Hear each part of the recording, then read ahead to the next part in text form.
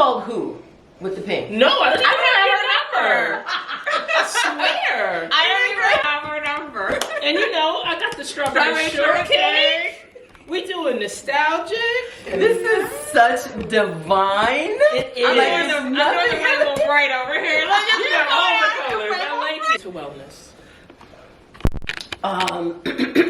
Excuse me. Basically, to not kill anybody and stay out of jail. Okay. So because that is Wow. That's our blueprint. She came out hard. y'all know I'm a truth teller. So, I'll tell you, I ain't trying to die, son, right? Yeah, right, exactly. That was my premise. We ain't trying to die No, my journey to wellness is the continuation of what I have been doing, right? So I feel like I'm one of those people that has prioritized myself, my whole self. I have one child by choice because I'm one of 5 and I saw what that did to my mom. So I feel like obviously you can do more. I meditate. I've learned over the years as I get older to just let everything go, you know, because I'm a Libra. I'm very controlling. I'm obsessive. I'm compulsive, borderline manic. As I get older, the gift that I'm giving myself is just, it's not important. Like, it's not important. And so that has really helped me a lot to not die from a heart attack, right? To like really realize that, you know, the life that we live, the pace that we're on, the distractions, all of it is so destructive to your long-term survival on this planet that I'm just in the release state. I let most everything go. I'm learning how to not have anything bother me and really not take stuff that is insignificant personal.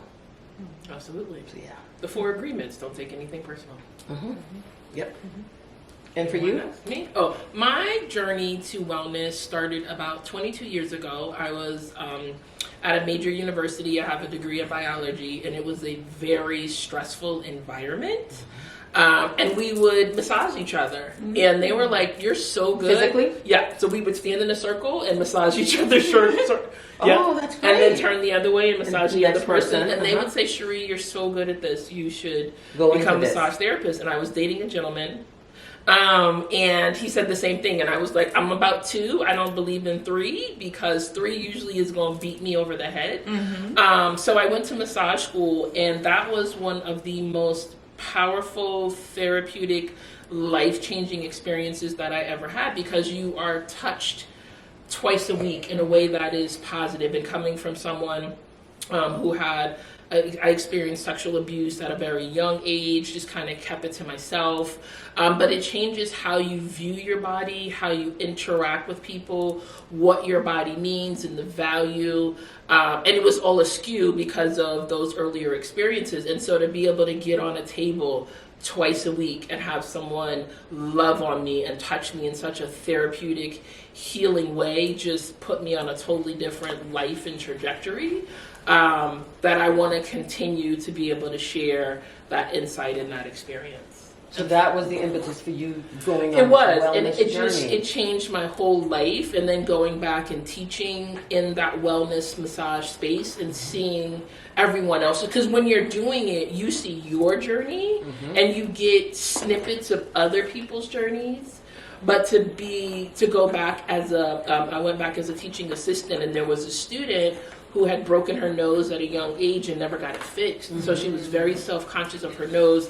And of course, she was the one chosen to get to be the demo for the facial massage, right? Oh, wow. And so her face was touched with love and acceptance, and like there was tears all over the room. So like when you're in that space, like that's when your life literally will fall apart. Like people go through divorces, they quit jobs because you just have a different view and vision of yourself and your own value and what you're worth and being enough. And it just beats back all of the demons. It really tames the demons, and you make friends with them from your childhood through your life. You can sit down and make peace with the demons. Wow. With all of that touch and interaction. And then being able to take it further with things like chakra balancing and Reiki and the power of your energy, and having someone tell me, like, I see the black woman standing beside you. Who is that? And I was like, oh, that's my grandmother. So like having those kind of experiences, and coming from corporate, it just shifts your whole life, your whole dynamic. And I have continued on that road from that introduction in like 2001. That is fantastic. That's really I fascinating. thought for a second about that Eminem song. I'm friends with the monsters under my bed. It's true. Yes. You have to make friends with the monster. Now, I'm blessed that I had out-of-body experiences, so I don't remember. I wasn't in my body when it happened. My grandmother would come and we would fly off. I know that sounds so crazy. No, I love it. But I believe it never, so I don't remember it. And so there's been a lot of therapy since, and it's like, do you want to go back and remember it? No, I'm good. Yeah.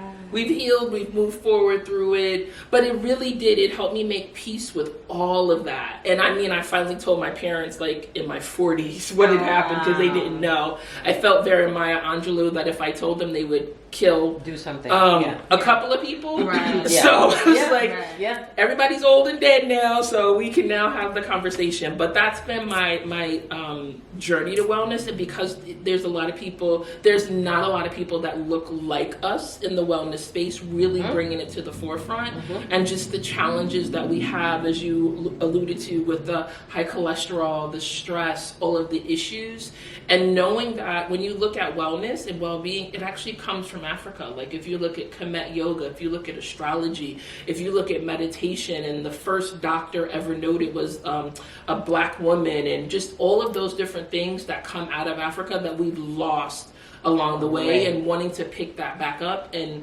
really share that information with the world. That is so Absolutely. fantastic. That is so fantastic. What about your journey Yeah. to wellness? So my journey started a while ago. So unlike you two lovely ladies, I have 4 children. Oh, I have one. I do have one, and one and done. And who would But believe you look amazing that you have for it, 4 I know.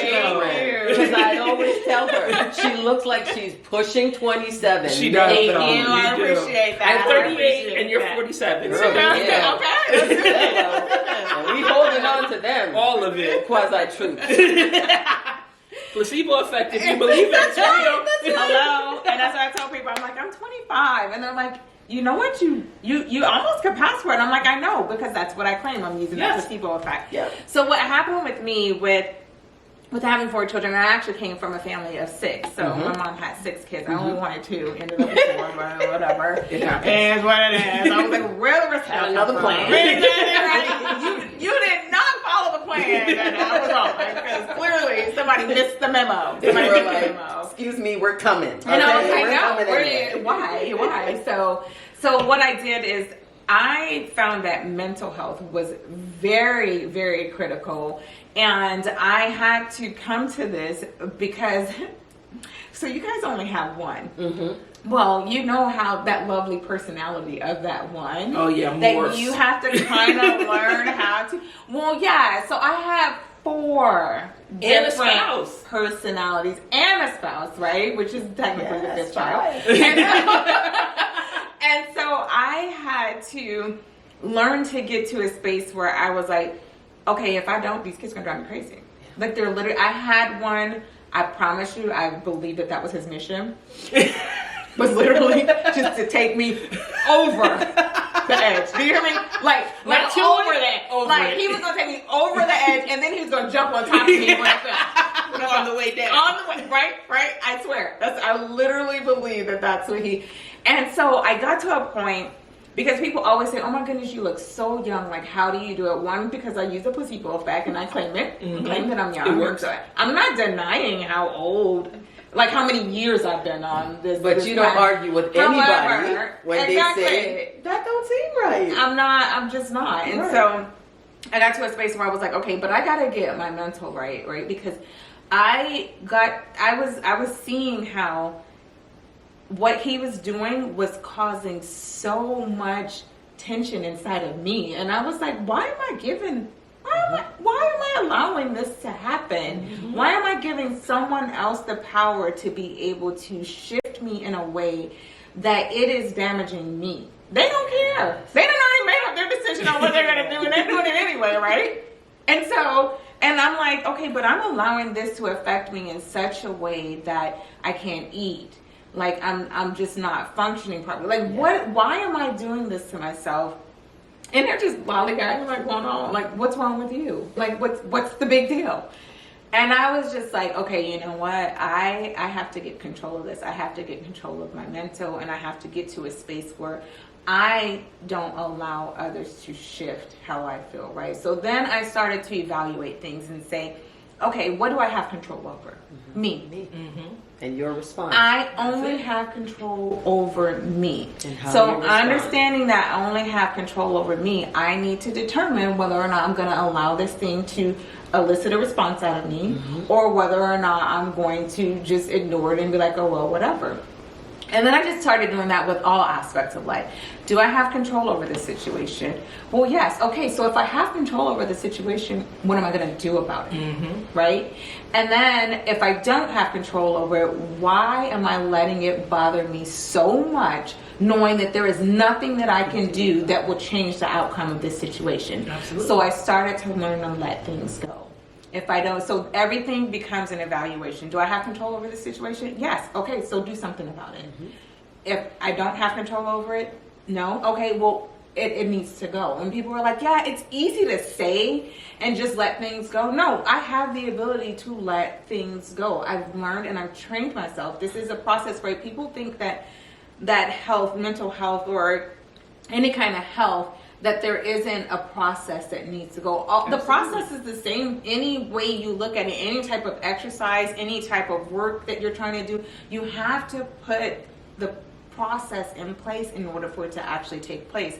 And so that was the process that I was willing to put into place. And so it's gotten me, like, I feel even younger now. And I'm like, and everybody that sees a picture, they're like, do you age? Do you have the Benjamin Buttons? Like, people be asking me, like, do you have You're the Dorian Gray. There's a picture in the closet. Yes. That's aging as you're getting younger. Absolutely. I've seen it. I love that one. Exactly. And I'm like, and they're like, how do you do it? Like, how do you do it? How do you keep yourself from looking like you're old and tired and ran down? When I tell people I got 4 kids, they're like, no way. Like how old are your kids? And I'm like, well, my oldest is about to be 30 and my youngest is 19. And they're like, shut, there's absolutely no way. Because you way. We said about 25 Exactly. So, yeah. I appreciate that. And my oldest, he hates it because everybody's like, that's your sister? Or your girlfriend. Right. And I was like, do I look like I would think somebody? But we did create them, so we do have to be nice. I love them to that. I actually ended up the child. This was the third child, right? And so he technically was the middle child because my second child was a girl, so she's the only girl. So of course she didn't get the middle child syndrome. So technically he was the middle child. I did have to thank him. Yeah, I came to a point where I thanked him. I said, "You took me from parenting 101 to parenting 501." Right. Like I was on a graduate level. Yeah. By the time you finished with that this one, I had graduate. I was like PhD level with this one. I was like, okay, I can make it through anything, right? And so that's where I had to get, and it's been amazing because my kids have seen the shift in how it has just changed, and they're like, okay, I get it. It makes sense. And so it's been lovely. And so mental health, which is something that people they typically forget about. No. It's the last thing that they think about. They'll think about their physical. And they'll think about They'll the think food. about yes, right? They'll think about their health, but then they leave mental out like it's gonna fix itself. Well, I think that's cultural. To us, black people. Black, because we're talking about black women in general. I think the idea of mental is so cultural. Like my mom has an autoimmune disease, and she can have therapy because the disease impacts her brain, her ability to move, all the things. My father passed away, and I'm like, this is time for all of us to go get some therapy. And she's like, nope, I'm going to talk to my sisters and Jesus. And I was like, I support that. Yeah. But your sister and Jesus really, Jesus can come and talk to you, but not necessarily give you the tools to navigate out of this cliff, this bottom that you're in. to be able to move forward. And I'm a huge advocate for therapy. I mean, my son has gone through it at like 9. I went through it, and I really did get the tools. And certain things, when you are when you have sexual abuse, there's just certain traits, like we have really poor digestive systems, right? But it's the one thing that we can control in those environments. And having someone being like, oh yeah, you have digestive issues, yeah, that's very common for someone who had your experience, but here are the tools that you can use to help navigate that a little bit better. So I think a lot of times we're taught, like, you don't talk about your problems, you don't share your problems, you deal with it, you talk to Jesus and your friends. But I mean, I love my friends, I love all of y'all, but y'all don't have the equipment and the tools necessarily that my therapist can give me and say, okay, you try this, let's look at this, let's work through that, let's look at our mother issues, and all of those things that we definitely don't want to talk about, necessarily address. So when we talk about mental health, I feel like you, it's at the top ring, because if you can get in a space mentally and people see that and how you operate and how you move, it will have trajectory through the rest of your life. And as you talk about your kids, it impacts, I mean, my son and how I show up and the conversations we get to have. And I'm a rickety raw mom. Like I don't have time for the let's sugarcoat anything. Oh, let's not discuss that. Oh, no. We're going to talk about it. Oh, you bring it up? Okay, let's do it. Yeah. Yeah, you know, or the like, whole, where do babies come from? They I got have a book. lesson. No, I know. I have a video, a diagram. I pulled out diagrams, and I brought all 4 of them. All 4 of them. All of them different ages. I was like, since the question came up for one, everybody sit down. We all go It's through a the whole lesson. It's classroom time. It's classroom time. And so everybody was involved in, and they were like, why? What? Oh no, my son had his friend in the car, and I was like, you need to make sure you get your condoms, because nobody's trying to be a grandmother. You're 16, and the diseases today will take you out. Right? So like, I can't be shy, because it really is a matter of life and death, right? And so for him, we talk about, like, don't you feel the difference? There's peace in our house. Like, you can look around and see other people in the chaos and the challenges. I need peace, because when I have peace, I can work and do at my fullest. But that does come from the mental health. So I think that leads to the next question of, what is your daily wellness practice? Like, we talked about our introduction to it, but what do you do on a consistent basis that helps you maintain that sense of wellness and well-being? Absolutely. So when I wake up, right, first thing I do is meditate. I meditate, and I started off, initially I would meditate. I was like, okay, I'm going to start, this is starting, so I'm going to start at 15 minutes. So now I'm an hour and a half. I meditate every single morning for an entire hour? For an entire hour. Oh my God, that is phenomenal. But you meditate because you go walk. That is called walking meditation. See, you know what? Thank you so much. Yes. It is. It is. Because again, we're so attached to meditating, just being staying still, right? There's walking meditation. There is yoga meditation. That is true. For me, driving meditation. Right. I love driving. Let it be an open road. Yeah. I cut on some good peaceful music, and we just zone. Yes. And so I do. So I daily meditate, because that pretty much sets the tone for my day. And if I have something, so I usually get up between 6. I've gotten out of the habit of doing things in such a habitual way, because change allows us to be able to grow, right? If we think about the term evolution is to bring about change, right? And if we're doing things on such a repetitiveness, then we aren't really making a change or a shift in our lives. And so I will wake up between 6 and 6:40, whatever time that I decide, okay, this is when I'm going to do, then I'll do it. And I'll do my meditation, and I do it for an hour, and then I will lie there for about 3 to 5 minutes after the fact to just kind of allow, because it really, I can feel the shift that my body makes in meditation. I can feel the shift that my mind makes in meditation. And so sometimes I got to decompress from that. And so I'll just lie there and just allow myself to kind of decompress from that, and then be able to go into my day. And so if something requires me to be up earlier, then my meditation moves earlier. It doesn't. You don't compromise on that. I don't compromise on it. It is something. That. It literally, it's like I gotta I gotta take this pill because this is keeping me alive every day. That's literally how I Same analogy. I treat Absolutely. meditation the same way. And that I love that I think culturally, again, we've been taught as Black women to put ourselves last, right? Yeah. Everything comes before our well-being. Yeah. So I love that, like, before your day starts. Yeah. And Sandra, I pose the same question to you because I know your walking is your therapy and your meditation. So what practices do you put into? But you do a lot of stuff. So if you could elaborate on, like, the crickety crack, the walk.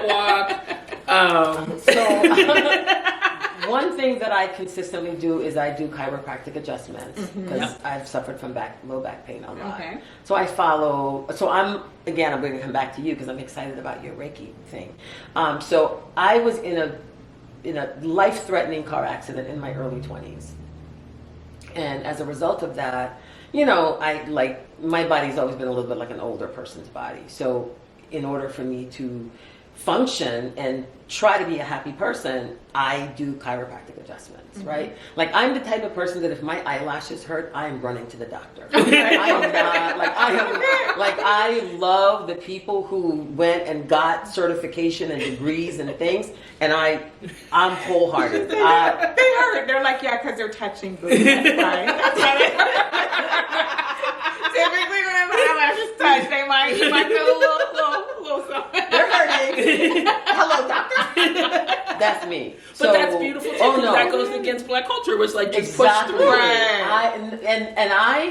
I stopped all of that. Like, I saw the effect of being the parent of 5 children that had on my mother, right? And she was a devout parent, loved her kids. We were horrible little monsters. We could do no wrong. As kids are. But her focus and dedication was always her children, which is lovely. Right. But it didn't leave any life for her. Right. So I early on decided, while I love my mother and I respect her for what she's done, I don't want that to be my life.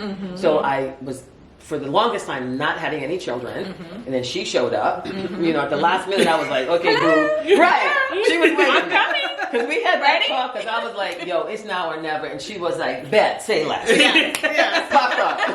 I mean, she was like,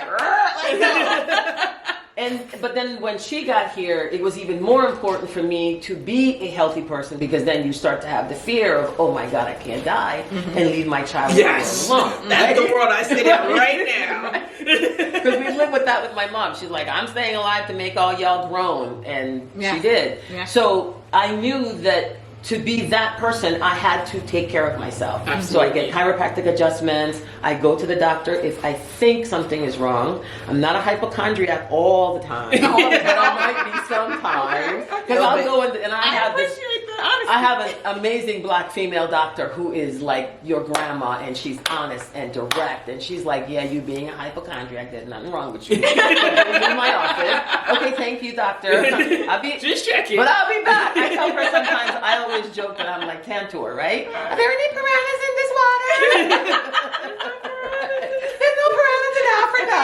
Are you sure? That's me. So I prioritize that. And when I sort of kind of hit 40, I let go of all of I will never give up alcohol because that is my one thing. But I eat really healthy. Like she said, I walk. When I wasn't walking, I walk now because I'm older, but prior to that, I would go work out. So I've had a full regimen. I take vacations. I would go to the spa. I get chiropractic adjustments. I have tried a million times to meditate. And so I got a lot of strife, just like a little side note, because in the Black community and the Hispanic community as well, because I share both cultures. The idea of having one child is somehow like you're mentally retarded or something. You're less than. Yeah. Like it was. How can you do that to your child? You need to have two. They need a playmate. Oh my goodness! First of all, it took me like 10 years to have her because that was not a priority in my life. Right. I was doing this and that and all over the place. Big job. Then finally she appeared and it was like, oh my goodness. Adios. And then it was like, and where's the next one? And I was like, there is no next one. You're only gonna have